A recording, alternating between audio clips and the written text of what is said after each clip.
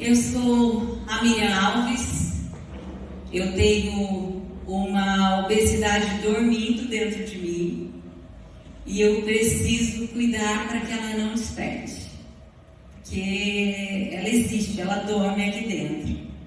E eu também venci o descontrole alimentar, a compulsão alimentar, e eu acredito que a gente leva as pessoas a caminho que a gente já percorreu, porque daí a gente consegue conectar, então é possível.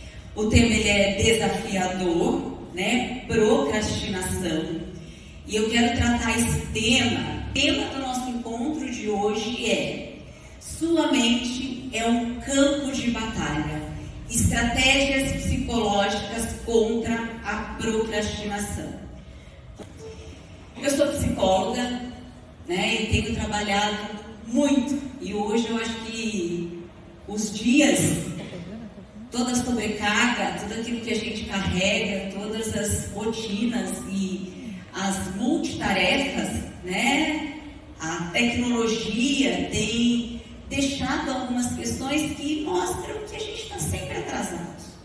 A impressão que dá é que a todo tempo alguma coisa passou e a gente está para trás. É só comigo? E a gente vai precisar entender um pouquinho que isso é uma batalha. E não é uma batalha sua ou minha. É uma batalha do ser humano. Então, por isso que eu quero tratar esse tema como um campo de guerra. A procrastinação é o deserto que criamos quando adiamos a obediência. Eita, Miriam, você já vai começar pesado. A procrastinação é o deserto que criamos quando adiamos a obediência. Paulo, queria ler 2 Coríntios 8:11. Paulo, ele diz assim: terminem agora a obra começada, para que assim como mostraram boa vontade no querer, assim também completem esta obra, dando de acordo com o que vocês têm. Paulo aqui ele está falando das obras inacabadas. Paulo, ele está orientando: terminem agora a obra começada, para que assim como mostraram a boa vontade no querer, assim também completem essa obra, dando de acordo com o que vocês têm. Paulo fala sobre uma oferta, só que não é uma oferta de qualquer forma. É uma oferta programada, é uma oferta planejada, é uma oferta combinada. Por isso que ele está falando: completem, terminem, mas terminem nesse padrão. Tem um livro que trata muito sobre propósito, e ele diz que existe um lugar aonde os sonhos deles estão lá.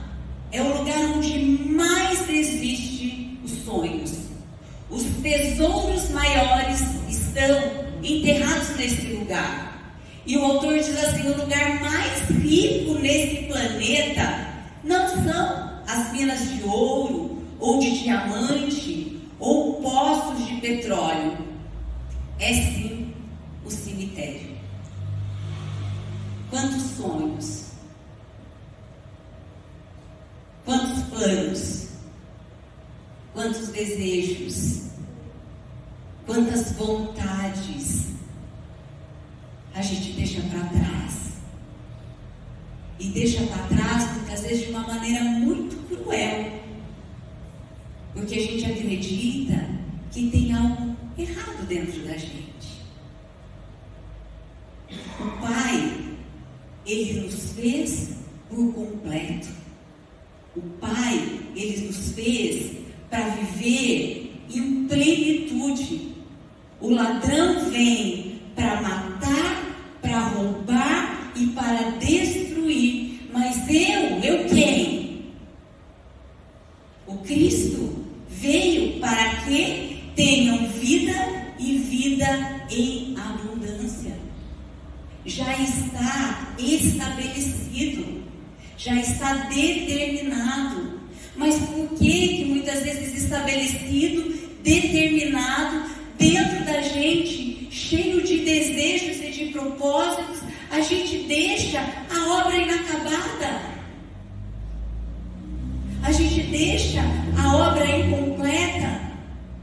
Às vezes a gente deixa sonhos, porque tem correntes que foram lançadas, palavras que foram professadas, aquilo que os nossos olhos viram, a forma com que nos moldaram, aquilo que a gente recebeu, tem sido correntes que tem tirado de mim e de você a possibilidade de viver esta vida e viver esta vida em abundância.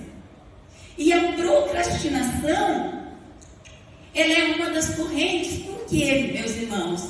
Ela tem um preço invisível. O preço invisível da procrastinação. Então, eu quero tratar aqui alguns personagens da Bíblia que venceram a procrastinação, que conseguiram, que entenderam esse campo de batalha, que conseguiram fortalecer, se preparar na boa obra planejada, calculada, organizada. Mas também nós temos histórias de pessoas que não conseguiram entrar nesse ambiente, que mesmo desejando, mesmo querendo, mesmo entendendo, mesmo reconhecendo que são filhos, como nós sabemos que somos filhos, não conseguiram. E eu quero começar tratando o povo de Israel. Demorou 40 anos. O que era para se durar? 40 dias. Por quê? Adiavam a obediência através da murmuração no lugar da ação. Ciclos intermináveis, atrasando os avanços. 40 anos caminhando no deserto. E toda a caminhada daquele povo no deserto, o pai tinha um único objetivo: tirar as correntes. Porque o tempo inteiro ele estava ali, tentando falar: meus filhos, confiem, obedeçam, descansem, se organizem, façam aquilo que já está determinado. Mas a mentalidade daquele povo, que mentalidade que era, meus irmãos? Era a mentalidade de escravos. Era a mentalidade de correntes. O pai tirou eles da escravidão, mas a escravidão estava dentro deles. E tirar a escravidão não é um processo, porque a mudança de mentalidade, ele exige de mim e de você entender essa batalha para que a gente consiga vencer. Era para ser 40 dias, durou 40 anos. Porque eles ainda não tinham entendido. Porque eles queriam obedecer. Eles, de certa maneira, eles estavam ali dispostos. Eles viam, eles sentiam, mas a mentalidade ainda não estava trabalhando.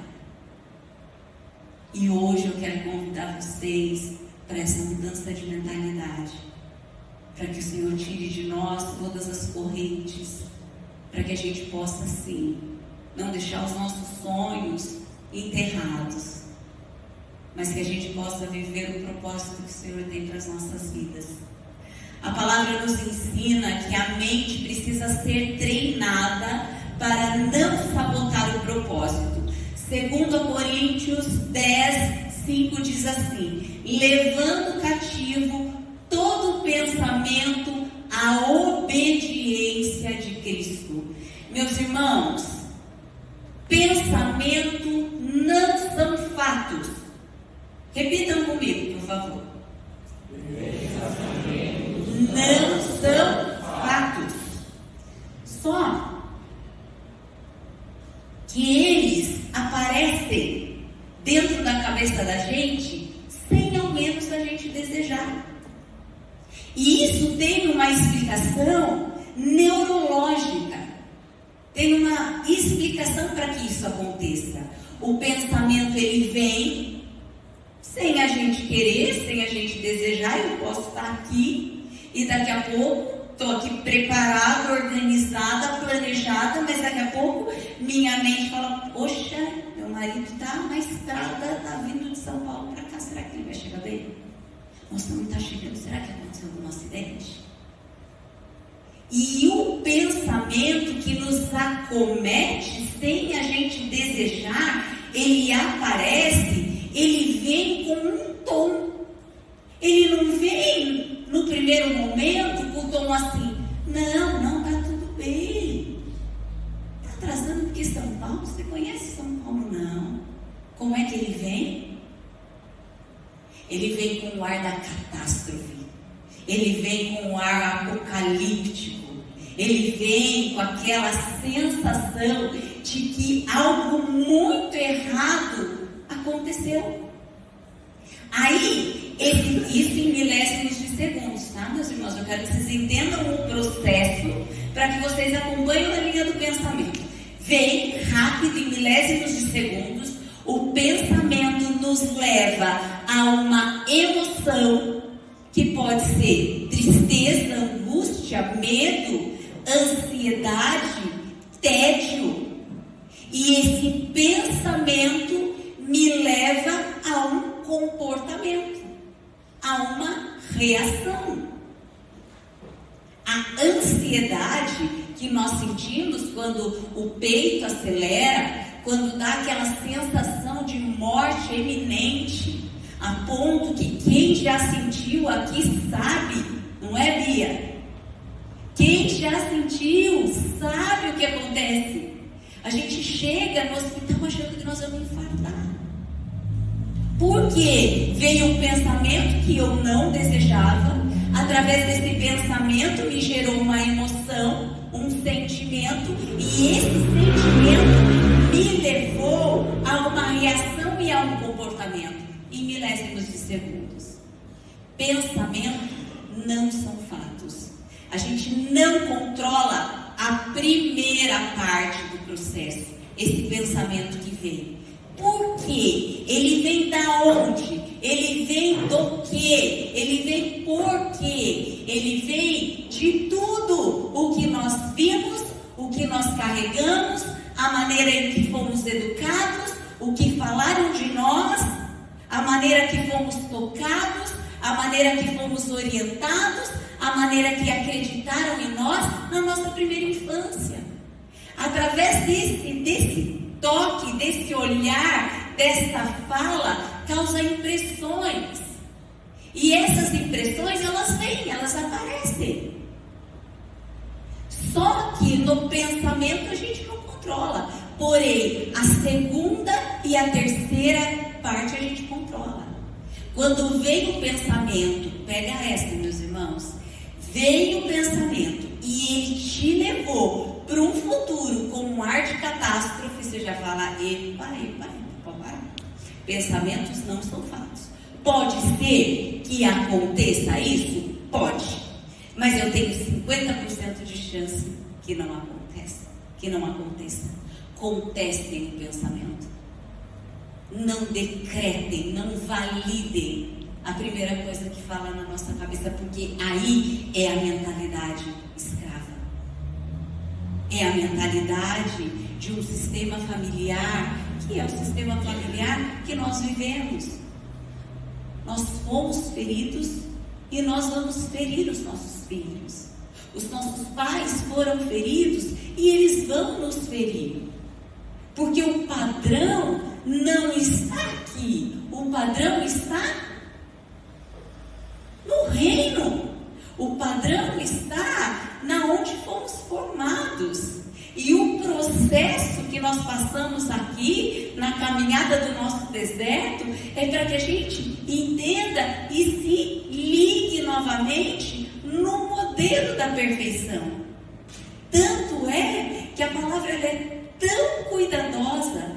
Deus, ele assim, não tem como a gente estudar a palavra do Senhor e não ver o quanto a verdade tem ali. Porque quando Deus fala sobre os pais, Ele fala honrem, Ele não fala ame. Porque eu acredito que a grande maioria tem a felicidade de ter bons pais, mas nem todos tiveram bons pais. Existem pais abusadores. Existem pais perversos. Existem pais que nos feriram além da medida. E a palavra do Senhor fala: honre, para que os seus dias, os nossos dias, sejam dias abençoados na terra. Esse é o cuidado. Então o pensamento, ele vem de tudo isso. Por isso que nós precisamos, levando cativo todo pensamento à obediência de Cristo. O preço invisível da procrastinação é uma prisão. Até aí tudo bem? Vocês estão me acompanhando? Posso seguir? O que é a procrastinação na Bíblia? Então a gente já entendeu um pouquinho do povo que era para fazer 40 dias, fizeram 40 anos, porque eles estavam presos em correntes invisíveis, mas que prendia o pensamento a ponto deles não desfrutarem. E agora eu quero falar do segundo exemplo, que está lá em Gênesis 19, que conta um pouquinho a história de Ló. Diz assim: como ele, porém, se demorasse, aqueles homens, que homens eram esses? Os anjos que o Senhor tinha mandado lá em Sodoma, o tomaram pela mão, ele e a sua mulher e as suas 2 filhas, sendo-lhes o Senhor misericordioso, e tiraram e o puseram fora da cidade. Meus irmãos, aqueles homens o tomaram pela mão, arrancaram ele. E arrancaram ele de um lugar onde ele já tinha sido orientado para sair. O primeiro momento, ele foi cobrado: saia porque esse lugar não está bom. Saia porque isso aqui já não é para você e para a tua família. Primeiro momento, ele foi cobrado. Segundo momento, ele foi apressado. Se você pegar Gênesis de 12, eu só peguei o 16, mas no segundo momento, Ló foi apressado. E no terceiro momento, os anjos, os homens, os anjos que o Senhor tinha mandado lá, tiraram eles para fora. E tiraram de um lugar que não era assim: não, eu não vou porque isso eu vou trabalhar. Não, eu vou ficar aqui mais um pouquinho. Não, ele estava correndo risco. Ele já tinha recebido uma ordem. Por que ele não saiu? O que fez ele ter o entendimento que era preciso sair? Ele já tinha recebido a palavra. E o que ele ficou? Por que Ló protelou? Porque a decisão, ela é um território de disputa. Acontece em milésimos de segundos, mas o tempo inteiro tem uma batalha aqui dentro. Que a gente vai precisar entender por quê. O que nos liberta? Conhecereis a verdade vos libertará. O que nos liberta é o entendimento. O que nos liberta é quando a gente conhece. O que nos liberta é quando a gente tem a compreensão para poder, de fato, conseguir caminhar sem as correntes.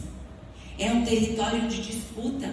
Talvez Ló ali, ele ficou meio perdido, porque ele foi falar, aqui, meus irmãos, pastor Elias, irmão Sato, todos os pastores que estão aqui, depois se eu falar alguma coisa, porque assim, eu estudo, mas eu não tenho, assim, eu gosto muito de ler, gosto de estudar, eu crio história na minha cabeça para que eu consiga entender. Então depois, pastor, vocês me ajudam, por favor, porque daqui é algumas questões que eu criei. Por que é lógico? Ele teve que ter um diálogo ali com os genros dele, porque ele até parece que queria falar, olha, fique com as minhas filhas, assim, poupando, tentando poupar um pouquinho. Será que era um apego material? Porque ali era casa, era cidade, era tudo que ele tinha.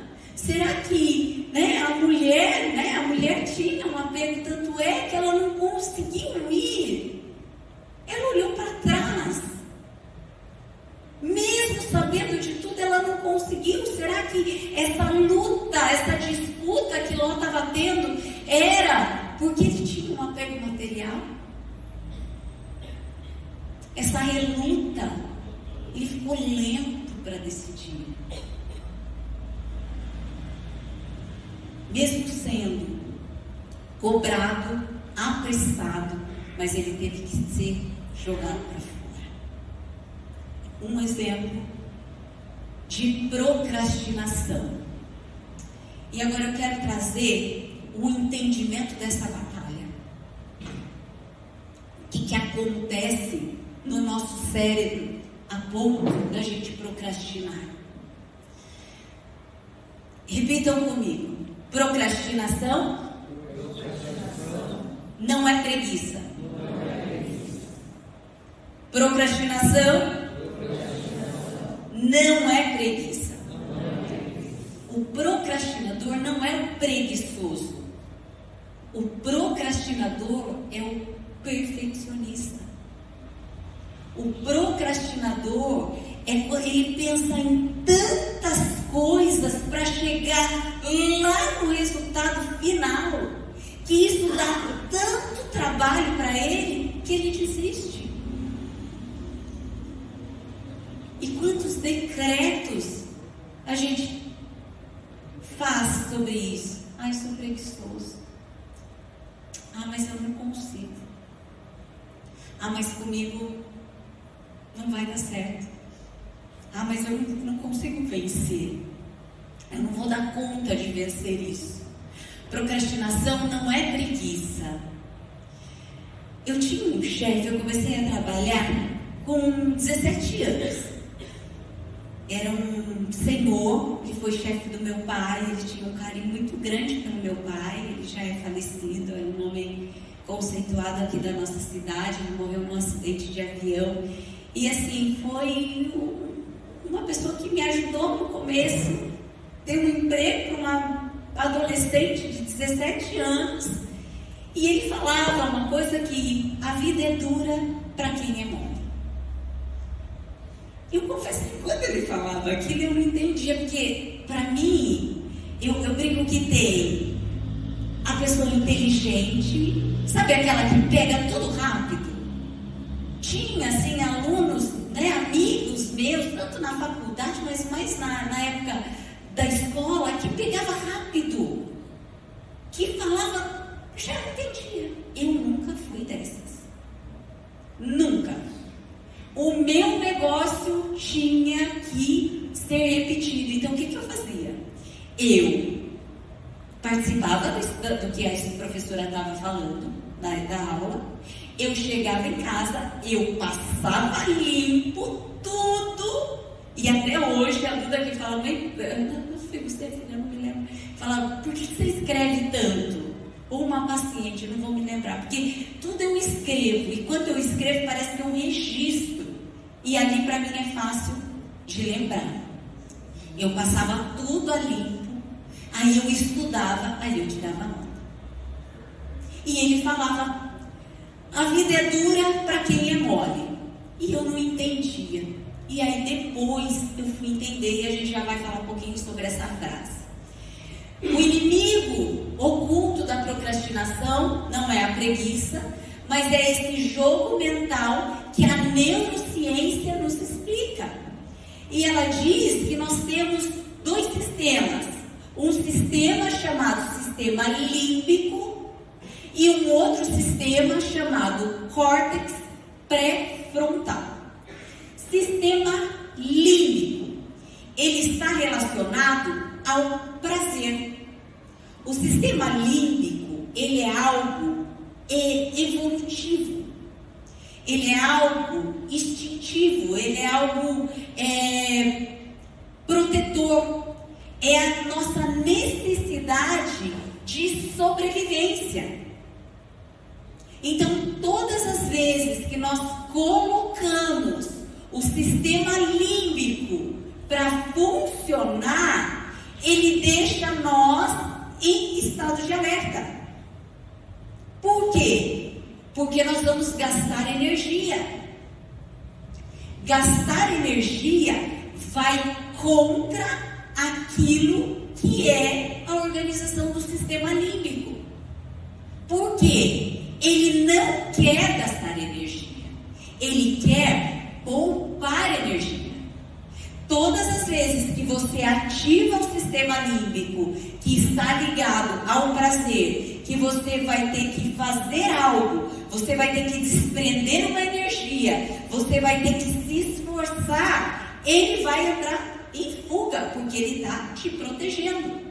Aí, a gente tem o outro lado, que é o córtex pré-frontal. O outro lado, ele é a parte racional.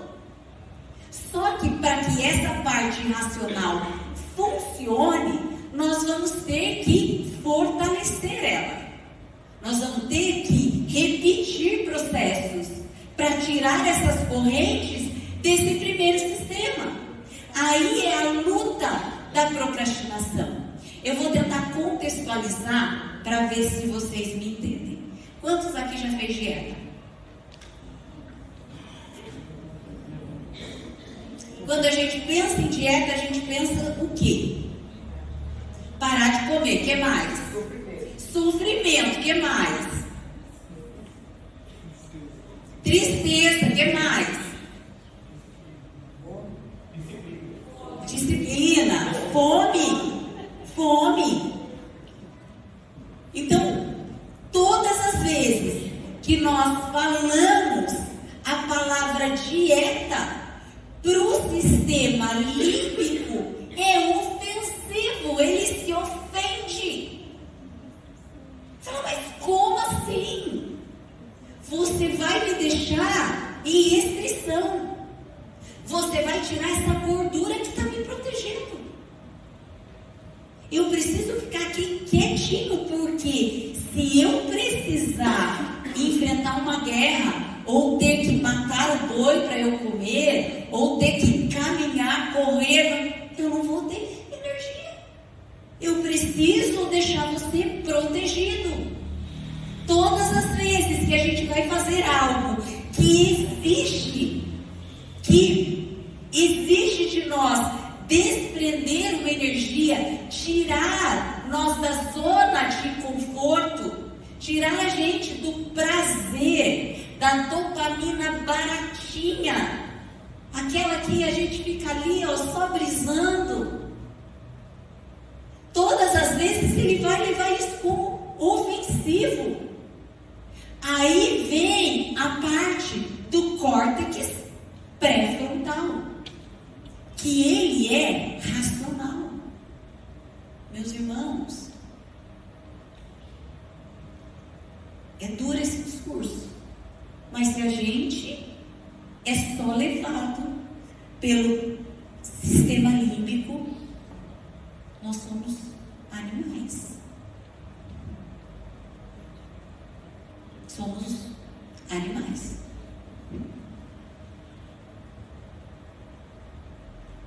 Porque o córtex pré-frontal que ajuda a gente a completar a obra, que ajuda a gente a ter caráter, que ajuda a gente a ter propósitos, que ajuda a gente a permanecer nos nossos valores. É o córtex pré-frontal. Se nós não formos levados pelo sistema límbico, que é o instintivo, sim, a velha natureza, ela está aqui, ela dorme. Quando vocês vêm e professam, Sato, Irmã, um comprometimento diário. É diário.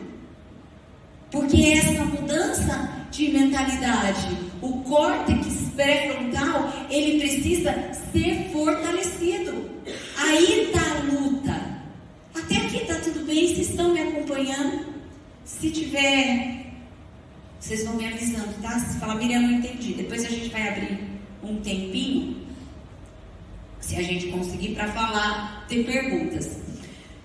Bom, o que é a procrastinação? Entendendo que é um campo de batalha, aonde tem algo que não é preguiça, que não é falta de caráter, que não é um problema seu, mas que está em nós, e que se nós só vamos vencer se a gente fortalecer a outra região, o outro ponto. E a gente só fica forte quando a gente vai repetindo algumas coisas. Procrastinação não é preguiça, porque ela é a evitação. Comportamento de evitação diante do desconforto imediato. Sistema límbico, ele busca o prazer imediato. Ele busca o prazer rápido. O córtex pré-frontal, ele está ligado ao planejamento e à disciplina. Aí começa a nossa luta, porque ela vai ser diária, e nós vamos ter que aprender a vencer todos esses pensamentos que nos acometem, porque eles vão ficar em nós até quando nós fortalecermos a outra região.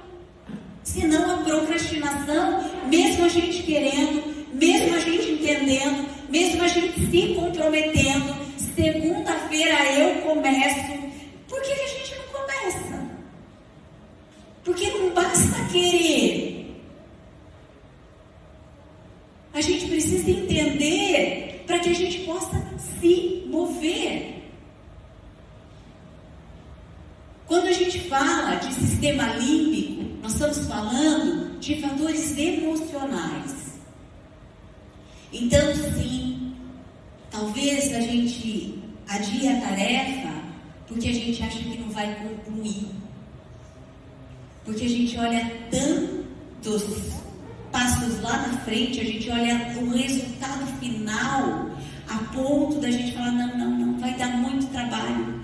Aí, quando você coloca, vai dar muito trabalho, o nosso lado animal fala, opa, para. Só que como é que ele vem? Como é que ele aparece? Ele aparece, ele seduz com palavras doces. Ele não fala assim, não faz, você não vai dar conta, você não vai conseguir não. Nem começa, porque você não vai terminar. Ele fala assim, não, amanhã você faz. Daqui a pouco você faz. Segunda-feira você começa. Ele vem com esses pensamentos que vai trazendo, sem a gente desejar, contando, seduzindo com palavras doces para tirar a gente do propósito. É só comigo que acontece essa guerra, meus irmãos? Acontece? Faz sentido para vocês isso? Vocês se enxergam isso acontecendo na cabeça de vocês? Porque é exatamente isso. E da onde vem? Do medo de fracassar, do medo de ser rejeitado, do medo, muitas vezes, da gente levar a correntes de coisas que a gente já viveu lá no nosso passado, lá na nossa infância. Eu me lembro que teve um estudo de caso que esse moço não conseguia, extremamente inteligente, tinha feito 2, 3 faculdades, não era do Brasil, veio para o Brasil, fez mais uma, inclusive de psicologia, extremamente inteligente, mas ele tinha uma desorganização, era algo tão disfuncional que ele não conseguia, morava sozinho, limpar a fruteira, então fedia a casa dele. Ele não conseguia, ele ia descer até a garagem do carro, tinha esquecido a chave, e aí ele chegava na casa, aquela bagunça, ele não conseguia se encontrar. Uma vida inteira, 3 irmãos, ele era o mais novo, uma vida inteira, uma mãe muito amorosa, muito cuidadosa, ela falava para ele: você vai conseguir. Os teus irmãos conseguiram, você vai conseguir. Mas ele não conseguia porque de fato ele tinha algo dentro dele relacionado ao transtorno de déficit de atenção, que ele não conseguia se organizar. Então ele nunca ia conseguir como os irmãos, mas existiam formas dele conseguir. E ele achava: um dia eu vou conseguir. Mas ele nunca conseguia. Isso trouxe uma ferida tão grande. Porque como é que eu consigo aprender tantas coisas e eu não consigo me organizar no mínimo da minha casa? Palavras, fatores emocionais que fortalecem o nosso sistema límbico, o nosso lado mais irracional, mais primitivo, que o tempo inteiro ele está ali protegendo a gente. Eu ouvi uma filósofa dizendo o seguinte, que ela entrevistou um poeta e ela perguntou para ele: como é que você faz para ser inspirado e escrever coisas lindas do jeito que você escreve? Como é que chega essa motivação de você conseguir escrever isso? Você pode me explicar? Ele falou: posso. Eu vou explicar para você como a motivação chega. Todos os dias, às 5 horas da manhã, eu me levanto, eu faço o meu momento de leitura, aí eu passo café, eu tomo meu café, aí eu organizo a minha casa. 8h30 eu varro as folhas da frente da porta, coloco o tapetinho, porque a hora que a motivação chegar, está tudo pronto. Sento na minha cadeira e espero ela chegar. E às vezes a gente acha que a motivação vai ser algo que vai vir, vai nos acometer, vai vir pela janela, vai dar força de vontade. Gente, não existe a força de vontade, nós precisamos pôr força na nossa vontade. Ela não vem, a motivação não é uma força que nos acomete e que sai fazendo. Quem faz, quem consegue, venceu e trabalhou e fortaleceu o córtex pré-frontal, fazendo diariamente as mesmas coisas, preparando, lutando para que aconteça. Quem conseguiu não é a força da vontade que apareceu. Nós precisamos pôr força na nossa vontade, porque ela não vai aparecer. Por que ela não vai aparecer? Porque você é preguiçoso? Porque você não consegue? Não, porque tem uma luta interna. Quem conseguiu é porque venceu. O que vence a procrastinação é fortalecer o córtex pré-frontal, é enfrentar a batalha, é mortificar a nossa carne. E por que isso acontece, Miriam? Porque essa é a nossa luta. Aqui é terra dominada pelo nosso inimigo. Aqui não é paraíso. Nós estamos aqui sendo preparados para as bodas. noivo. E às vezes a gente está aqui esperando o paraíso, não querendo vencer as nossas lutas diárias, as nossas batalhas diárias. Como é que a gente vence o nosso sistema límbico fortalecendo?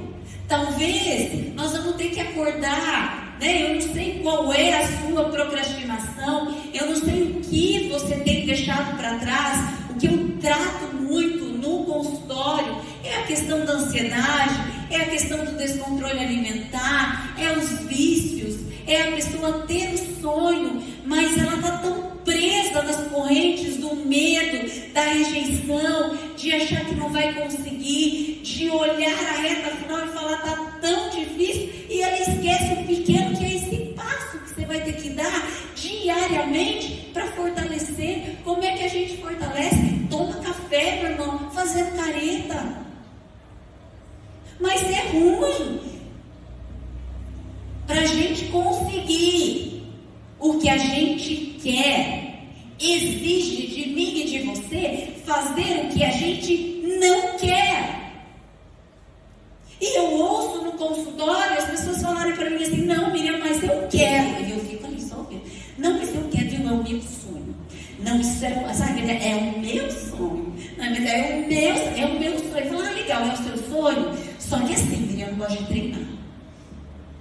Ai, Miriam, mas eu não gosto. Eu sou noturna. Eu não gosto de acordar cedo. Comigo só funciona na madrugada. Falo primeiro que você não é noturna. Você condicionou o teu cérebro a trabalhar da noite, porque aos seus ele dá enquanto dorme. Enquanto a gente dorme, tudo se regenera. Os hormônios ligados à fome, saciedade, grelina e leptina, eles se organizam para a gente estar bem no outro dia. Se você tem sono durante o dia, se você não dorme direito, meus irmãos, a gente precisa se incomodar com isso. Não aceite isso na sua vida. Existem formas, eu não venho aqui para falar disso, mas cuidem do sono. Crianças que dormem crescem, adultos que dormem emagrecem. Não adianta a gente parar de comer, ficar no sofrimento, nunca mais comer chocolate, demonizar alimento, porque eu não posso comer pastel, porque eu nunca mais vou comer a pizza. Não vem com essa que a gente não sustenta. É só a gente entrar no equilíbrio que dá certo. Então, para a gente conseguir o que a gente quer, nós vamos ter que fazer o que a gente não quer. Porque quando a pessoa fala para mim, não, Miriam, mas eu não gosto. Eu falo, tá tudo bem, mas o que isso tem a ver com aquilo que você quer? O que não gostar tem a ver com o objetivo que você está querendo concluir? Meus irmãos, imagina se o nosso irmão mais velho, Jesus, ele parasse na dor dele. Porque nós somos um povo chato. Olha o que ele passou. Olha o que ele passou. Ele estava lá ensinando e o povo azucrinando a vida dele. Olha isso aqui, o que vocês vão fazer? O que você vai fazer com isso aqui? Você está vendo? Agora apedreja. Ele estava lá. Ele estava lá em jejum, ele estava lá mortificando a carne dele e os pensamentos intrusivos, né? Satanás ali rondando o tempo inteiro. Imagina se ele, só porque ele veio em carne, ele sofreu, ele pediu, ele estava num nível de dor que ele falou, Pai. Na realidade ele não fala Pai, tudo ele fala Pai. Mas na hora do Getsemane ele fala, Deus, por que me abandonaste? Eu acredito que ele estava num momento de tanta dor que ele falou, agora sim, por que você está deixando? Mas eu estou aqui. Porque eu não estou apegado naquilo que eu sinto. Eu estou apegado no meu propósito. Repita comigo, para conseguir o que a gente quer, nós vamos ter que fazer o que a gente não quer. Dura esse discurso. Essa é uma batalha. É assim que nós vamos vencer. É justo que muito custe aquilo que muito vale? O que tem custado? O que você tem procrastinado? Por que você não tem lutado? O que tem acontecido com a gente? Que nós estamos sendo dominados somente pelo nosso sistema límbico, sendo seduzidos com as palavrinhas doces que estão dentro do nosso pensamento, dizendo: amanhã você faz, deixa para depois. Depois você começa, você não vai conseguir. O que acontece? O que você tem deixado para depois? Qual é teu sonho? Lembra onde está enterrados os maiores tesouros? Quantos sonhos? Porque não entendemos. E aí a gente vê, talvez, quem conseguiu e fala assim: mas também, né? É outro pensamento sabotador. Eu falo que sim, não é todo mundo que vai chegar lá, né? Porque hoje a gente tem muita informação e a gente vê tantas coisas que assim, nossa, eu vou ficar milionário. Meus irmãos, não é todo mundo que vai ficar milionário. Não é todo mundo que vai chegar lá. Só que se a gente não trabalhar essa mentalidade e achar que a gente não vai chegar lá e a gente não começa, olha a dificuldade que acontece. Por quê? Talvez eu não vou chegar lá, mas eu não consigo pagar minhas contas no dia que ela vence. Será que se eu me esforçar um pouquinho e pelo menos no dia 15 eu já estar com todas as minhas contas pagas, isso já não traz um conforto? Talvez nós não vamos conseguir emagrecer 40, 50 quilos, porque aí é o sabotador. Está tão distante, é 30 quilos, que eu não vou conseguir. Tá, mas será que se você se esforçar um pouquinho, você vencer, e a gente já vai, eu vou dar a estratégia de como que nós vamos vencer, vocês vão sair daqui com uma lição de casa, mas você acha que se a gente vencer isso e emagrecer 5 até o final do ano, será que já isso já não é bom? Será que a calça que está parada não vai servir? Miriam, mas 5 é pouco. Esse é o nosso pensamento. Mas se chegar 5 até aqui, é os passinhos que você dá. O primeiro passo, ele é o mais difícil. Por que ele é o mais difícil? Porque é o sistema límbico que está ali lutando e faz a gente acreditar nisso. Então nós vamos ter que caminhar. E o caminhar é um passinho por vez. A guerra invisível do sistema límbico, pensamentos automáticos, as críticas, as dúvidas, as comparações, as emoções que nos acometem, que é ansiedade, insegurança, desânimo, as crenças que a gente carrega: eu não sou capaz, não é o meu momento, não é o momento certo, isso não é para mim. A disputa do prazer imediato versus o propósito maior. Porque o propósito maior, ele é vencido na diligência, na constância, agir antes da necessidade. E aí o livro de Romanos 12 diz: transformai-vos pela renovação da nossa mente. Não é transforma pelo milagre, pelo toque. O toque é a emoção. Mas o propósito, ele é na mente. E às vezes a gente quer fazer na emoção. E a gente acredita que só vai fazer quando a força da vontade vir. Quando estiver confortável, quando estiver pronto. Não, você faz sem estar pronto mesmo. Porque nós estamos trabalhando, fortalecendo na renovação da nossa mente. Como é que se instala hábito? Não é no ciclo da motivação e do entusiasmo. O negócio todo, a parada é mais ou menos assim. Ciclo do entusiasmo, ele vem. Então assim, vou começar a academia. a gente compra roupa. Primeira semana, não, você não treina nada, eu vou treinar 5 dias na semana. Vai com calma, vamos fazer 3 primeiro?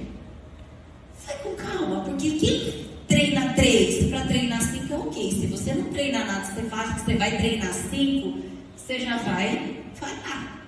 Porque o sistema límbico não vai deixar. Por quê? Ciclo do entusiasmo. Ele vem, e ele vem assim, forte, só que ele não se sustenta. Aí o que acontece? Ele decresce. Nada que se permanece acontece no ciclo do entusiasmo. Como é que a gente cria hábitos no efeito platô? E o efeito platô, ele é na repetição. Eu faço um pouquinho. Tem dia que eu acho que eu vou acordar para vencer, e tem dia que eu acordo achando que eu sou o vermezinho de Jacó. Isso acontece com a gente. Tem dia que a gente acorda, nossa, e tem dia... as recaídas. Não existe mudança de hábito sem recaídas. Só que a gente não sabe recair, porque a gente cria uma fantasia tão grande que quando a gente recai, a gente fala, tá vendo como eu não ia conseguir? Isso é a guerra. Recaiu, volta no instante seguinte. Dá um passinho por vez. Faça de novo. Repita quantas vezes for necessário. Acredite, vai acontecer. Só que a gente não deixa acontecer porque a gente está preso no ciclo do entusiasmo e não entende que a mudança, ela se estabiliza no platô. Eu quero ir. Não mudou nada. Não tem barriga tanquinho. Não aconteceu. Fui lá. Um mês na academia, nada aconteceu. E aí, tá vendo, não é pra mim, desisto.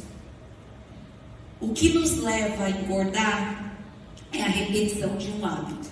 Então a gente repete um hábito durante tanto tempo. Não penso na minha organização, como assim, escolho o que eu quero comer hoje, o que eu tô com vontade, o que eu quero, não, depois do trabalho eu vou escolher o que eu vou comer. Meus irmãos, não negocie com a comida, porque ela vai vencer você.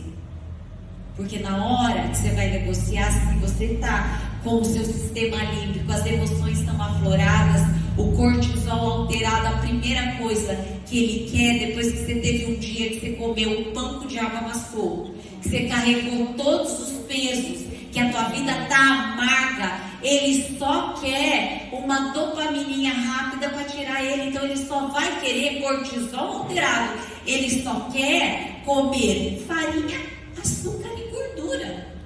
É isso que entra como uma bomba energética que alinha, só que só distrai. O que eu mais ouço quando eu tenho as fissuras ou aquele descontrole alimentar é de manhã? Quando a gente tem? Quando isso acomete?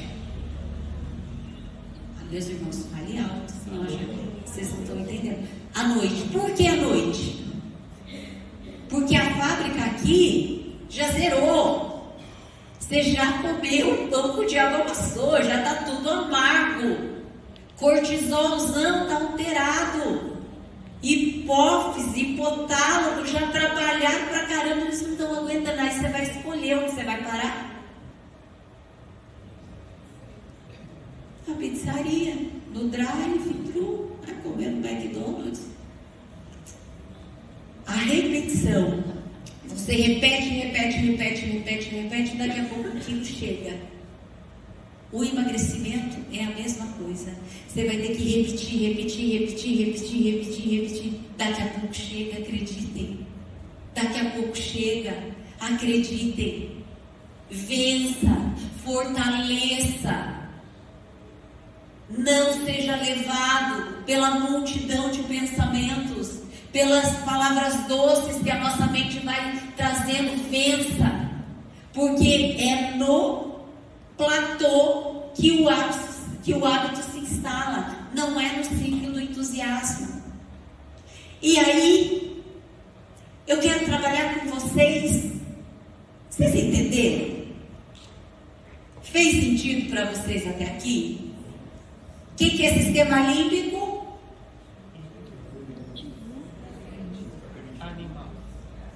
Animal, instinto primitivo, emoção, irracional, quer nos proteger, poupar energia. O que é córtex frontal? Racional. E como é que a gente fortalece? Treinando, repetindo. Essa é a base neurológica da procrastinação. Até aí tudo bem? Agora nós vamos caminhar para a parte prática. Estamos encerrando. Podemos? Bom, primeira coisa, tem uma estratégia que depois já vão olhando. Tem um papelzinho na cadeira, eu quero que vocês peguem o papelzinho, porque eu vou propor uma dinâmica rapidinha, 2 minutos. Mapear o nosso campo de batalha, identificar os gatilhos. Tem uma ferramenta que a gente chama de ferramenta ABC. A é um evento ativador. O que aconteceu? B, que pensamento surge? C, qual é a consequência? Como você age ou você sente? Qual é o objetivo de tudo isso? Perceber como os pensamentos automáticos influenciam a nossa emoção e o nosso comportamento. Como é que isso acontece nessa estratégia ABC? É mais ou menos assim: o evento ativador. Preciso fazer um relatório. Preciso fazer um relatório é desse tamanho. Porque o relatório é algo que judia da gente. O que a gente precisa fazer? Abrir o relatório. Você não precisa fazer, vamos enganar, vamos entender, vamos começar a ter ferramentas para a gente conseguir vencer essa batalha. Soldado sem armadura, ele perde a guerra. E nós vamos ter que ter ferramentas. Então, o evento ativador. Abrindo o relatório do trabalho. Pensar nisso, eu já vou pensar no meu chefe, eu já vou pensar na reunião, eu já sei que ele não vai gostar, eu já sei que o fulano faz melhor que eu já sei que eu não lancei todas as notas que eu precisava lançar, eu nem vou abrir. Evento ativador. Pensamento automático. Não vou conseguir concluir hoje. Consequência do sentimento e do comportamento. Adiei a tarefa porque eu fiquei muito ansioso. Em milésimos de segundos. Isso é o mapeamento daquilo que a gente vai ter que fazer. Evento ativador. Qual que é a tua procrastinação? Como é que você está quando você olha ela? Está muito grande? Está muito difícil? O que acontece? Vem o pensamento automático, o sabotador, sistema límbico gritando. A parte irracional, nosso lado animal querendo nos proteger. Aí vem a consequência, adio a tarefa. Essa é a ordem. Agora, eu quero propor rapidinho para a gente caminhar para o encerramento, o desafio de 5 minutos. Não vai durar 5 minutos, mas é a estratégia que a gente vai ter que aprender, sair daqui com isso, para a gente conseguir trabalhar para essa mudança de comportamento, que não vai ser do dia para a noite, nós vamos ter que fortalecer. Então, o que eu quero que vocês façam? Vamos fazer o seguinte: vocês vão escrever, quem tiver Instagram e quiser tirar uma fotinho depois e postar, marcando o meu arroba, o arroba da igreja, porque eu acho que nós somos uma corrente.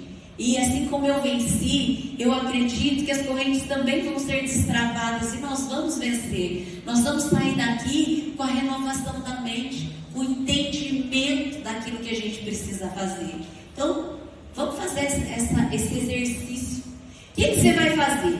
Desafio de 5 minutos. Identificar um pensamento sabotador. Escreva ele aí. Um pensamento que está te sabotando. Rapidinho, minha gente.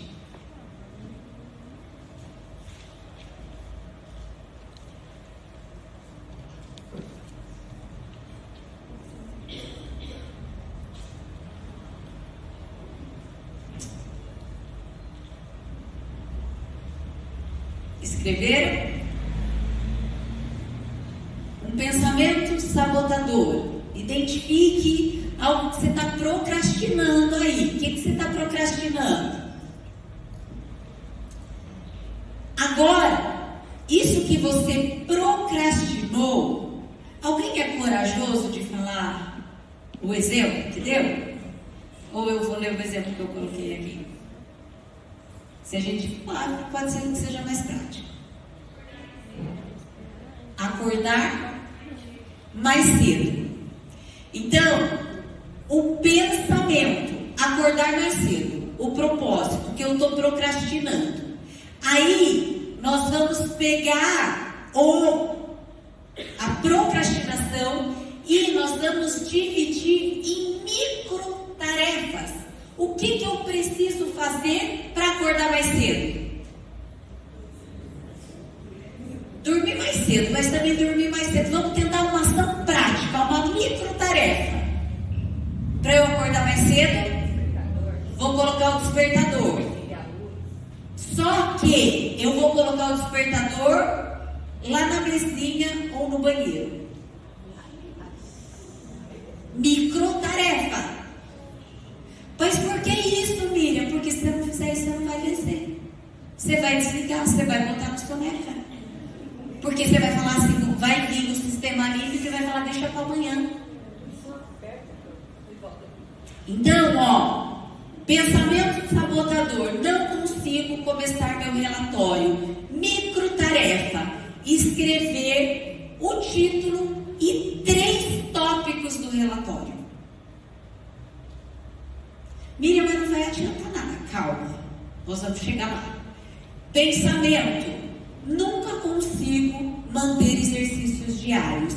Micro tarefa, vou fazer 2 minutos de alongamento agora. Não consigo fazer atividade física. Vou colocar o tênis e eu vou até a calçada da minha casa. Miriam, eu sei, eu conheço a cabeça de vocês, mas o que isso vai mudar? Vou explicar o que vai mudar. Quando você divide em micro tarefa, você já minimizou o sistema límbico. A probabilidade que você venceu e você pegar os 3 tópicos e escrever algo a mais é maior. A probabilidade, depois que você colocou o tênis e você foi até a calçada, você vai falar, vou dar uma volta no quarteirão. Tudo que vocês estão procrastinando, vocês vão escrever, selecionar 2 ou 3, ou 1 para começar, e vocês vão desenvolver micro tarefas, porque é assim que a gente consegue ir manejando, trabalhando de forma estratégica essa luta que acontece internamente. Fez sentido para vocês? Dá para levar isso? Bom, partindo para o encerramento, uma outra técnica, depois vai dar um presentinho e vocês vão ter tudo isso, tá? Técnica de empilhamento de hábitos. Adicionar um hábito a cada hábito já existente. Facilita a consistência e reduz a resistência mental. Já faço todos os dias. Escovo os meus dentes pela manhã.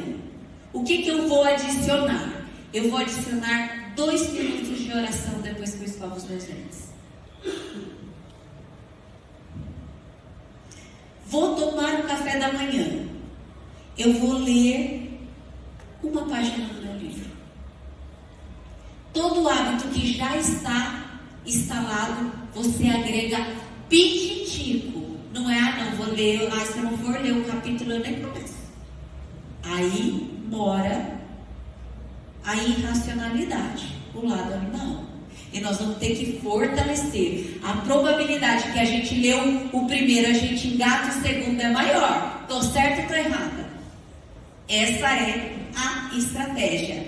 Automatizar pequenas ações reduz a necessidade de força de vontade, cria o efeito dominó de produtividade. Para a gente caminhar para o encerramento. Dois exemplos na Bíblia de procrastinação e obediência. Procrastinação. O povo de Israel, deserto, adiou a obediência. Murmuração ao invés de ação. Resultado, 40 anos de atraso naquilo que era a promessa para a vida deles. Qual é o exemplo de obediência? Quem estava com o sistema córtex frontal treinado, Abraão, ele obedece. Ele obedeceu sem demora. Ele deu um passo mediante a dor, ao desespero, porque era o filho dele. Ele teve medo. Imagina o coração desse pai preparando.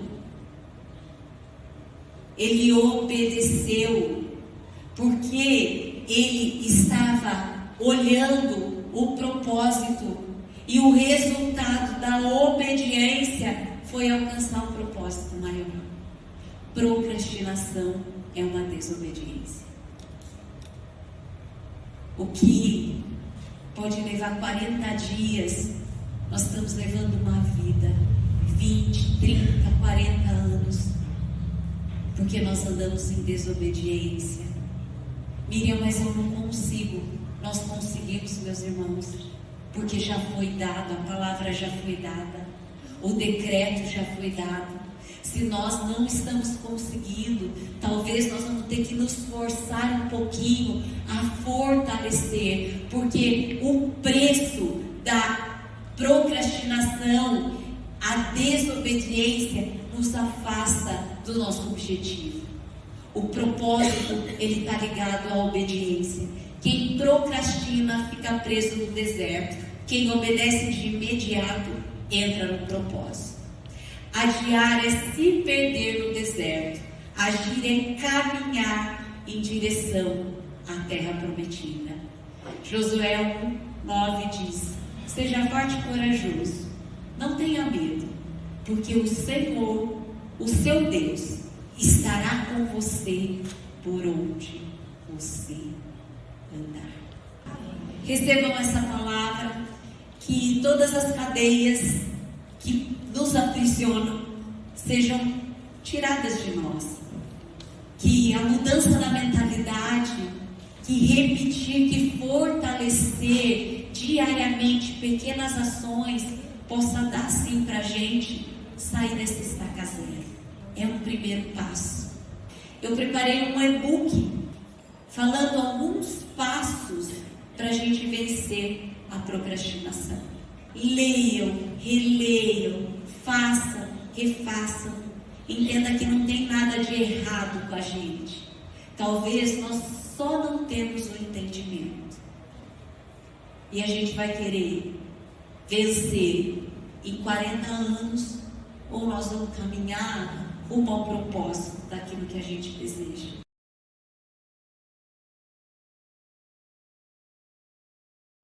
Que a palavra possa nos libertar toda a mente cativa. Que a gente possa sim viver aquilo que o Senhor tem para nós, no nosso corpo, na nossa mente e no nosso espírito. Porque nós somos trino, é 3 que se formam um. Se a gente alimenta só uma, a outra parte fica faltando. É espiritual cuidar do nosso tempo. É espiritual completar a obra. É um processo espiritual, sim, quando a gente se organiza. E o Pai deseja com que nós aprendamos sobre isso. E para isso, nós vamos ter que mudar aqui a mudança da mentalidade. Que Deus abençoe.